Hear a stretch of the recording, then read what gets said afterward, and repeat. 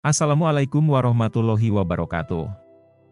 Hari ini, kita bakal bahas sesuatu yang bisa banget ngebantu kita hadapi tantangan sehari-hari, yaitu cara mengelola stres dengan pendekatan spiritual.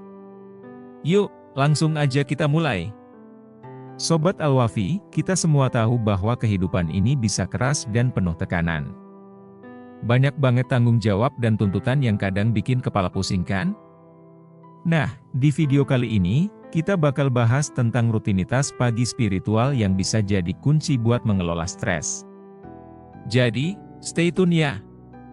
1. Pagi yang berkah. Pagi adalah waktu yang luar biasa untuk memulai hari dengan penuh berkah. Mulai dengan bersyukur kepada Allah atas nikmat-nikmat yang diberikan. 2. Wudu yang mendalam. Sebelum memulai aktivitas, luangkan waktu untuk wudu dengan khusyuk. Rasakan setiap tetes air mengalir, dan biarkan hal itu membersihkan tidak hanya tubuh, tapi juga hati dan pikiran. 3. Sholat fajar dengan khusyuk. Sholat fajar adalah pintu gerbang keberkahan. Lakukan sholat ini dengan sepenuh hati, dan rasakan kedekatan dengan Allah yang memberikan ketenangan. 4. Tafakur dan zikir. Setelah sholat, luangkan waktu untuk merenung dan melakukan zikir. Ingatlah Allah dengan penuh cinta dan harap, karena dalam mengingatnya, hati akan menemukan ketenangan.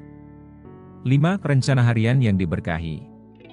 Sebelum mulai aktivitas, buatlah rencana harian yang seimbang dan diberkahi.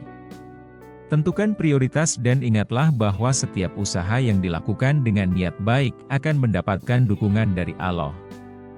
Itu dia, Sobat Al-Wafi, rutinitas pagi spiritual yang bisa bantu kita hadapi stres dan tantangan hidup. Gimana menurut kamu? Kalau kamu punya tips atau pengalaman seputar hal ini, jangan lupa share di kolom komentar, ya.